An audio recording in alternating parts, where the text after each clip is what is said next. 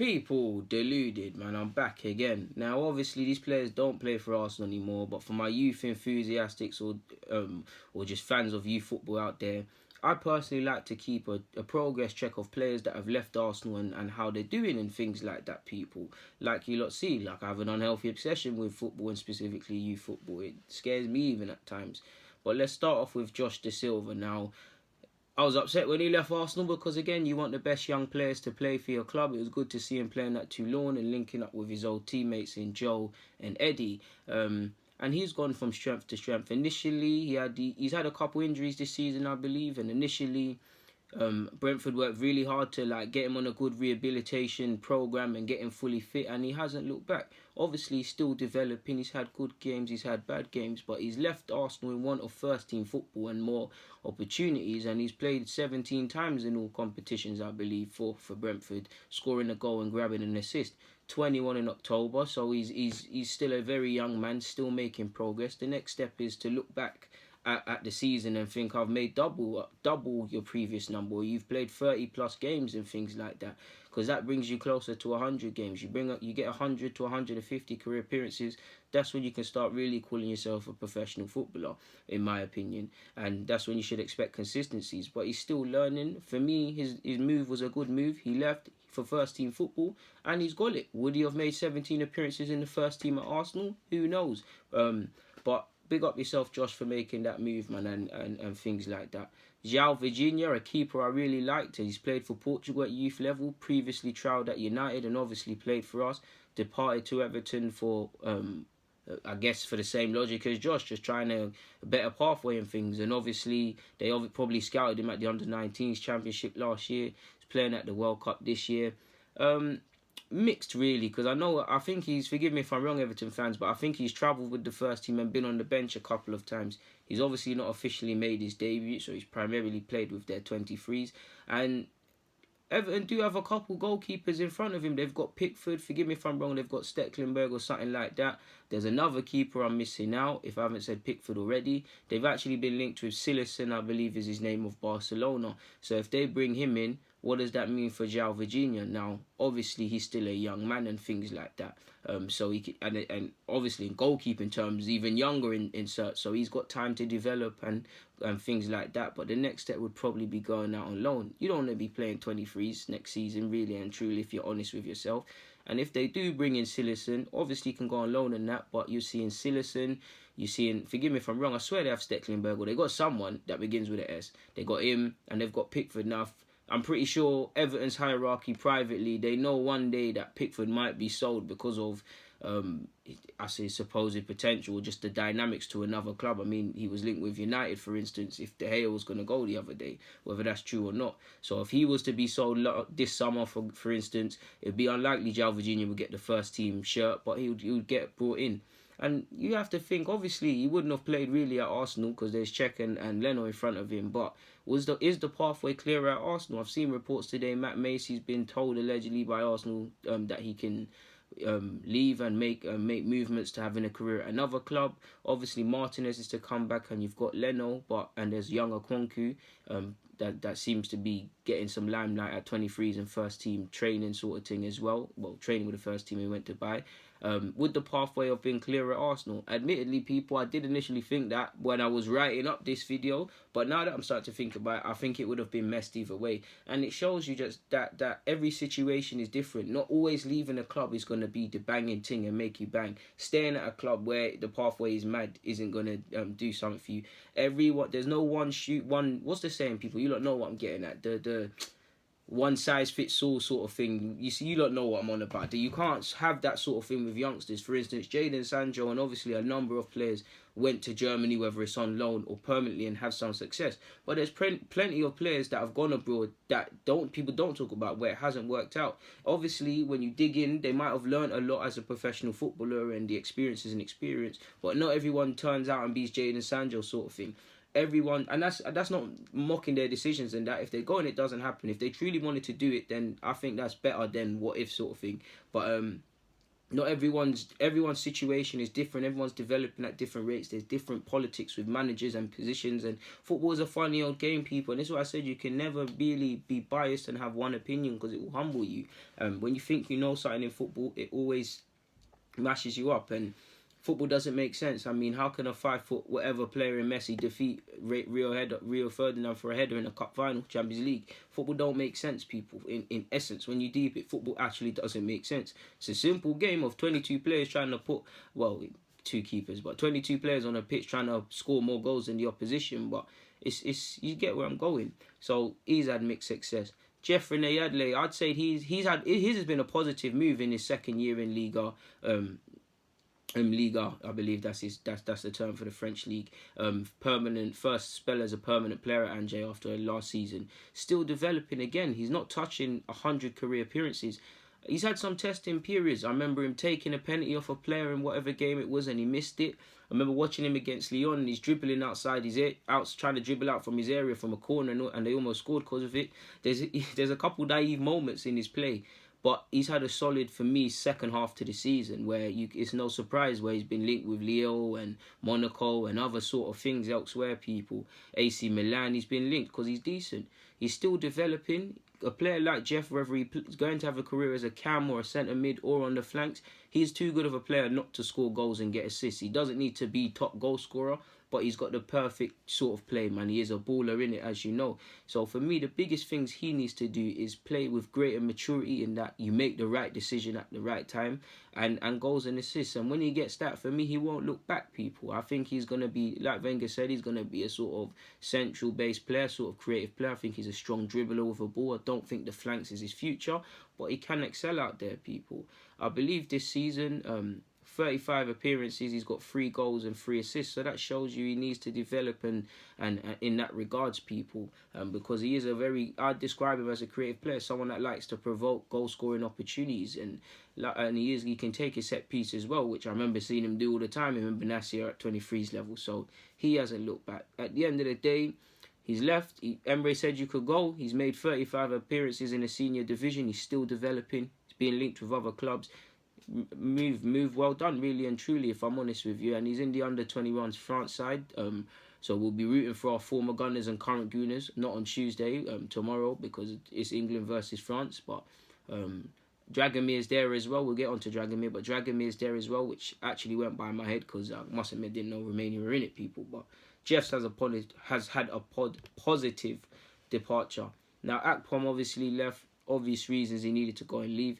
I'm not sure if I've got his statistics wrong, people, but I'm sure he's become a league winner playing in Greece, and he's had a good period, man. And he's probably learnt a lot, and he's seen how crazy the fans are and sort of things. And what would he be getting that in the Championship? Because his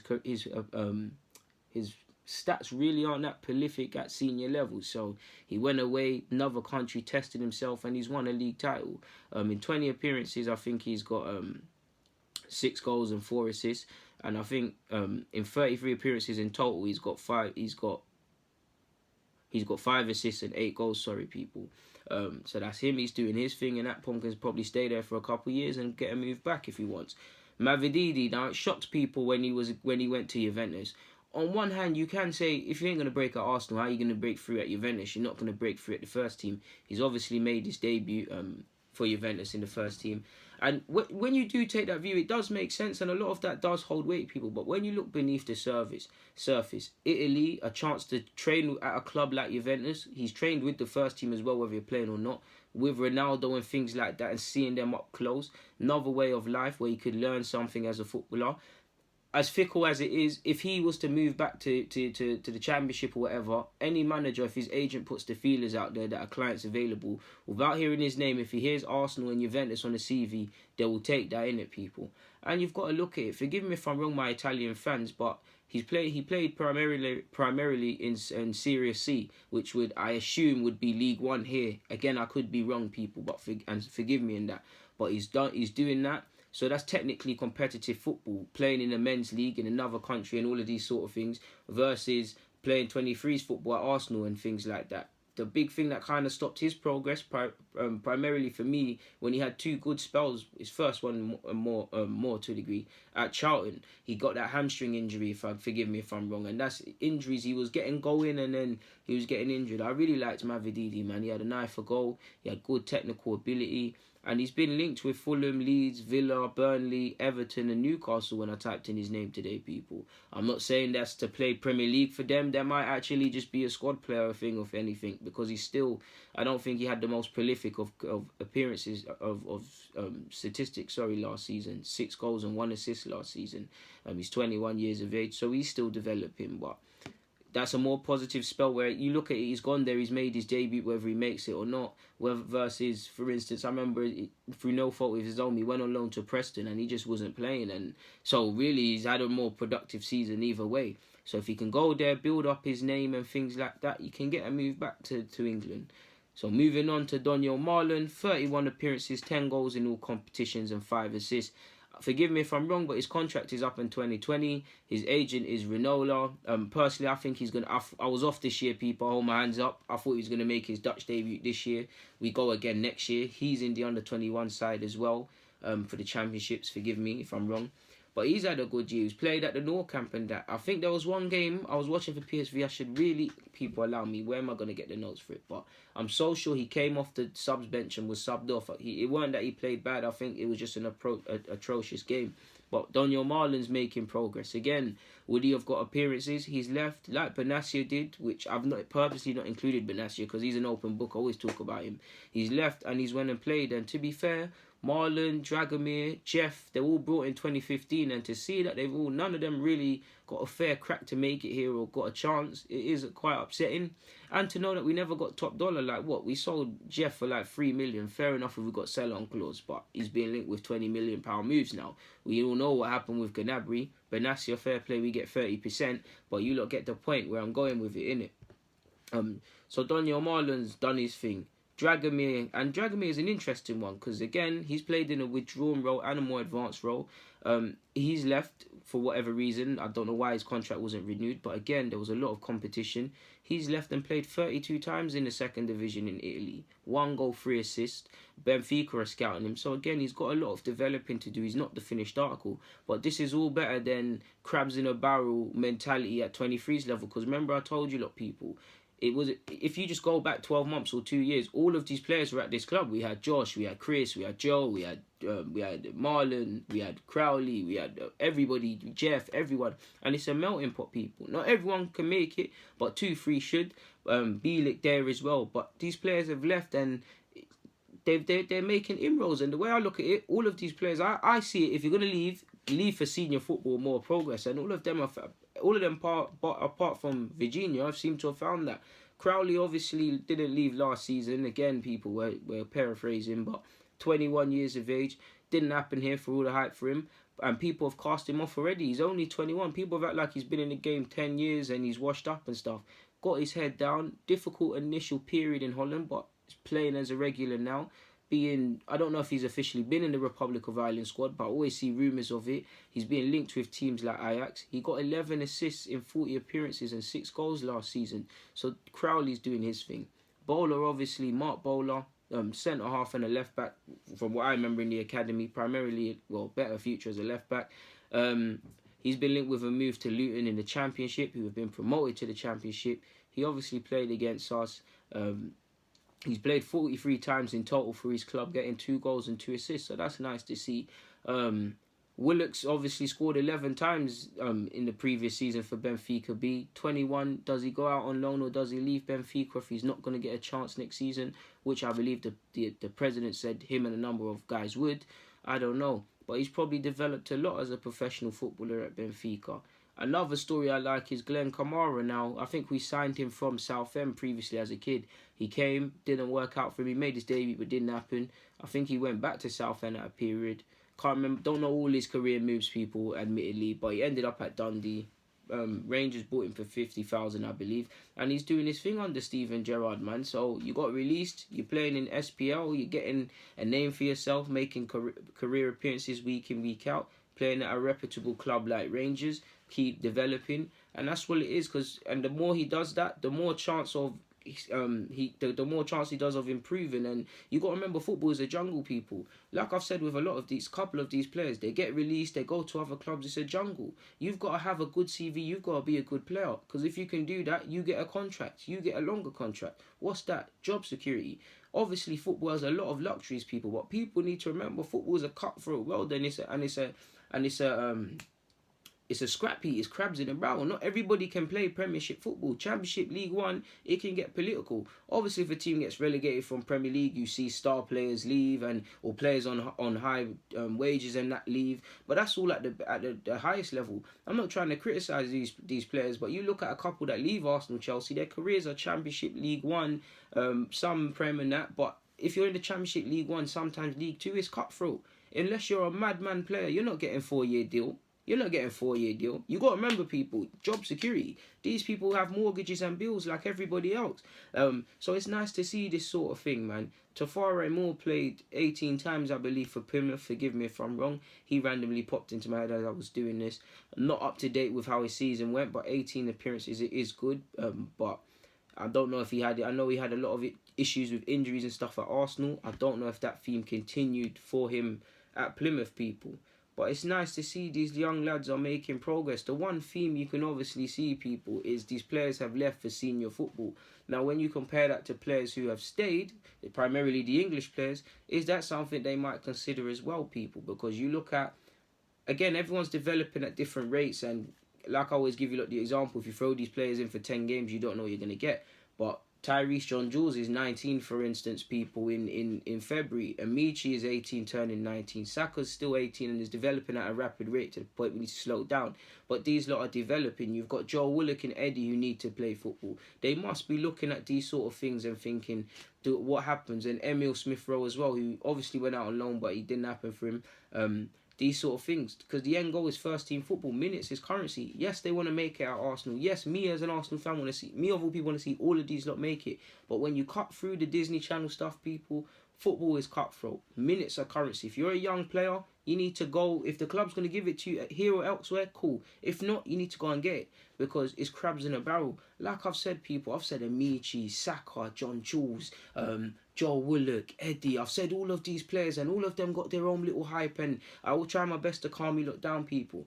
But it's crabs in a barrel. They're here at Arsenal because they're good footballers. Tyrese John-Jules is here because he scores goals. As is Balogun. As is Greenwood. Obviously different ages. Saka is here. Then you've got Amici. You've got Nelson. You've got Emil. And you've got Martinelli allegedly coming in. You've got 21 years of age. A bit older than them, but Claude Alexis Maurice allegedly. Not everybody can play. Not everyone's going to make it, but not everyone can play. It's crabs in a barrel, people. If you want to stay, then fair enough, but minutes are currency. They're all developing at different rates, some quicker than others. Neither are the finished article, and none of these players, even the ones I've spoken about, have consistency in their game, because like you've seen with their statistics, they're still young players. But minutes is currency, people. You're at Arsenal and you're at United and City and these clubs because you're ballers, people. Look at Jadon Sancho. He was at City because he was a baller. Diaz the same. Foden's obviously playing, but Foden the same. You're there because you're a baller. Rabbi Matondo the same. You're there because you're a baller. But they all wanted to play first team football, because after a while, under 23 football is rugby. Joe Willock and Eddie in particular, for me, and Ben Shafe behind them, can't afford to be playing 23s football. It's a graveyard, people. It's a graveyard. Obviously, we look at the 23s league. We need to have a suitable team to go out there and stuff. But if I'm Eddie Nketiah or Joe Willock, to a degree, Zach Medley, as well as Daniel Bollard, who I believe is turning 20, Ben Shafe, couple of these players, man, you don't want to be playing 23 football longer than you have to. Obviously, if you're pushing on first team, I'm not saying everyone needs to run off, but my theme is senior football, because that's the end goal, people. Ultimately, that is the end goal for these young lads, playing senior football, first team football. Also, when I look at some of these young players that have left the club, it hurts that we let them go for pennies or free and there weren't no buybacks. Like I said, people get released, things happen. But past Benatia, forgive me if I'm wrong, it's not public knowledge. We know we get 30% on him, like I said, but the rest, you see what I'm saying, people? You see where I'm going with it. For now, I'm going to get out of your hair. So, people, deluded, I'm out. Thank you for watching and things like that.